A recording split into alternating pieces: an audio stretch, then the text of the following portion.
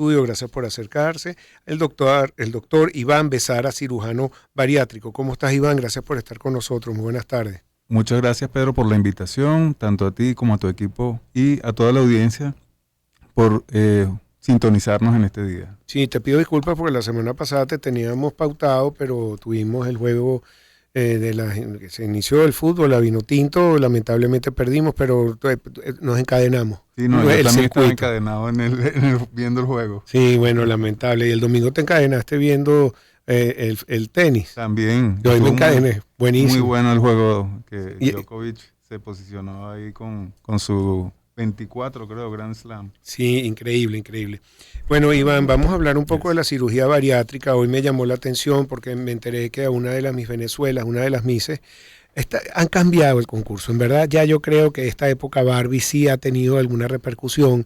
Tuvieron una de las Misses que es madre primero es que tiene una madre de hijos, creo que es una hija, pero había una señorita muy bonita, la más alta, altísima, que dice que ella venía de un proceso de obesidad y que ella perdió peso, creo que por una cirugía bariátrica, pero lo reconoce y se están hablando las verdades, pues que ya no es que son estas niñas que nacen así perfectas, sí hay muchas, pero hay otras que no, y que se acepten y estén como todo el mundo, me parece muy bien, y que eso creo que es el futuro de la humanidad. Cuéntame un poco cómo puede ayudar la cirugía bariátrica a la gente y tus pacientes. Realmente cuando hablamos del tema de la obesidad es muy complejo, no solamente porque la obesidad se caracteriza por esa acumulación de grasa exagerada en todo el cuerpo, sino que también está vinculada con otros procesos dentro del organismo. Cuando hablamos de obesidad, nos tenemos que imaginar como que si fuera como un iceberg.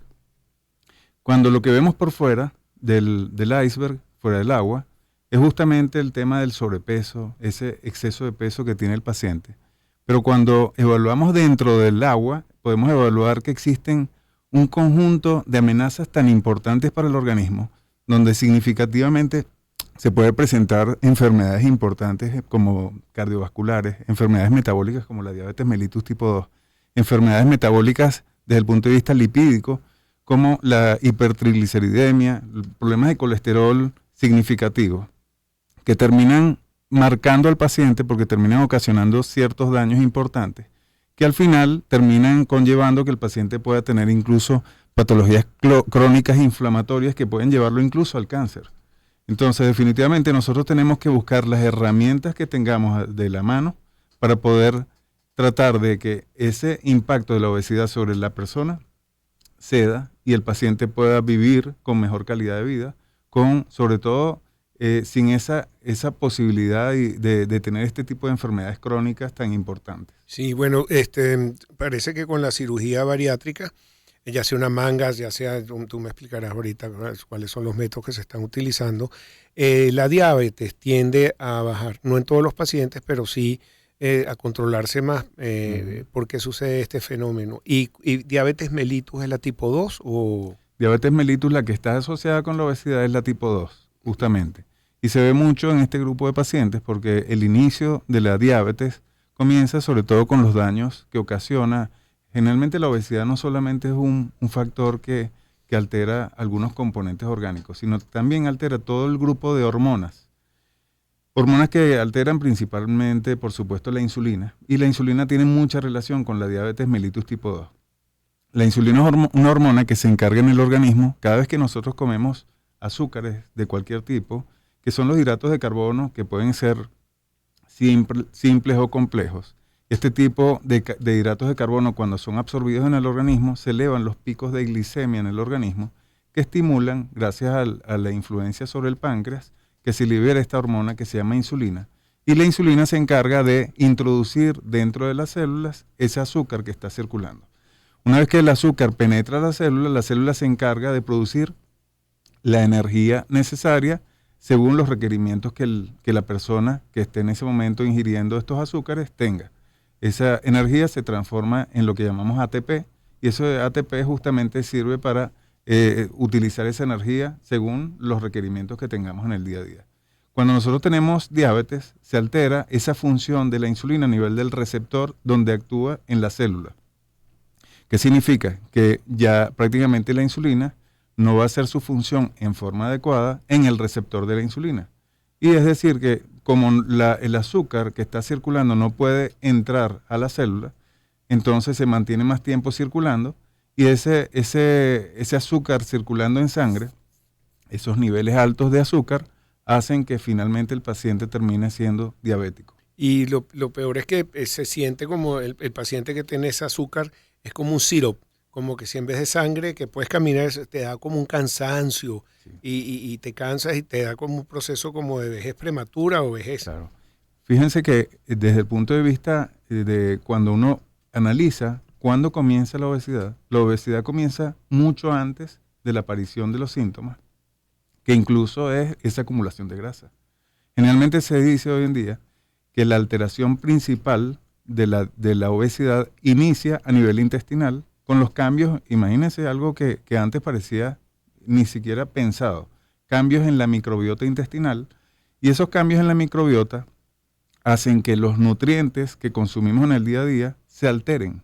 Es decir, que si, por ejemplo, nosotros tenemos muchos componentes desde el punto de vista proteico, pero esas proteínas finalmente terminan dividiéndose en lo que llamamos aminoácidos. Hay aminoácidos específicos, por lo menos hay uno que se llama triptófano, que es el que sintetiza la serotonina a nivel del sistema nervioso central, que es el cerebro. Esa serotonina a nivel del sistema nervioso central es la que está implicada en todo el grupo de obesos y de pacientes cualquiera, porque cualquiera puede tener esos síntomas, que le da esa ansiedad por comer carbohidratos a las 4, 5, 6 de la tarde. Cuando la serotonina disminuye, te da esa ansiedad por comer ese grupo de alimentos en ese horario. Entonces tenemos una asociación importante en los cambios de la microbiota intestinal con la transformación y la incapacidad del organismo de que penetre el triptófano donde necesita llegar para sintetizar serotonina, y termina presentando al paciente este tipo de alteraciones que inicia estos cuadros de ansiedad por comer carbohidratos que finalmente en forma crónica termina impactando sobre el aumento de la grasa visceral, aumento de la grasa en general del paciente, y termina impactando con todas las comorbilidades que ya hemos nombrado anteriormente. Importante, como que el tiempo se va volando, doctor Iván Becerra, para que nos describa rápidamente los últimos mecanismos que se están utilizando en cirugía bariátrica para reducir el estómago y la ingesta entonces de alimentos y lograr esa reducción de peso. Hablamos de dos grupos de cirugía en forma importantes. Hay un grupo de cirugía que es el grupo de las cirugías que disminuyen el tamaño gástrico, y con ellos son lo que llamamos las cirugías restrictivas. Son el grupo de cirugías que disminuyen la capacidad gástrica y con ello disminuye la cantidad de comida que el paciente que se somete a esta cirugía puede ingerir. Y hay otro grupo de cirugías que significa que el paciente, que son malabsortivas, y la mala absorción está implícita en este grupo de cirugías donde ya hablamos en este caso del bypass, que en el bypass realmente es como una cirugía mixta, es decir, por un lado disminuye la cantidad de alimentos que puede ingerir el paciente, es decir, es restrictiva, y por otro lado también disminuye la absorción de los alimentos en forma distal a nivel intestinal. Es más permanente que la manga. Las dos son cirugías permanentes. Sí, sí, pero el resultado, porque como te queda el estómago, en gran parte de él puede crecer. Si la persona no se cuida, empieza a comer como loco, eso es como un músculo. Sí, las dos cirugías pueden alterarse, pueden crecer, cualquiera de las dos. Y un paciente, tanto bypass o post-bypass, como el paciente que se haga una cirugía de manga gástrica, los dos pudieran reganar peso. Lo más importante en esto es trabajar con un equipo multidisciplinario. Es trabajar con psiquiatras, con gastroenterólogos, con un equipo completo, nutricionista. Que en el caso de la diabetes también con un experto en endocrinología. Porque ha avanzado muchísimo la ciencia contra la diabetes. Sí, así es. Entonces, con todos estos especialistas que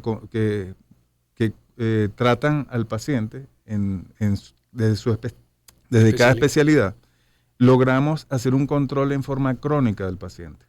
Lo más importante es que el paciente trate de asumir lo que es la cirugía y que realmente haga conciencia de que su cuerpo ya cambió. Al cambiar no implica simplemente que se hizo una cirugía y que perdió peso. Lo más complejo de esto es el mantenimiento. Sí. Muchos pacientes tardan 2 o 3 años y terminan reganando peso. Pero yo conozco un amigo que después de operarse, entonces él tomaba agua caliente para aumentar la capacidad gástrica, porque le da hambre, y comía chihui, porque claro, se le volvía como una pelotilla, bueno, la perdió, después la tuvo que volver a operar, pero es que la mente es algo muy fuerte. Sí, sí, así es. Esa es una de las técnicas que nosotros utilizamos los cirujanos bariátricos. Justamente recomendamos que no mezclen sólidos y líquidos. Al mezclarlos hace que en forma crónica vaya expandiendo. Sobre todo con alimentos que absorben agua. Doctor, lamentablemente se me acabó el tiempo, pero te vuelvo a invitar y seguimos hablando. Me interesa también el tema del balón gástrico, pero lo tratamos la próxima vez. Por favor, los datos de tu community manager que está aquí con nosotros, para que también des los datos de tus redes sociales. Belinda Rocha. ¿Y las redes? Las redes estamos, me pueden conseguir con @Dr. Besara o @cirugía bariátrica. No, qué buen nombre, lo agarraste. Sí. Te felicito. Bueno, Iván, muchísimas gracias, doctor, por estar con nosotros. Y vamos a escuchar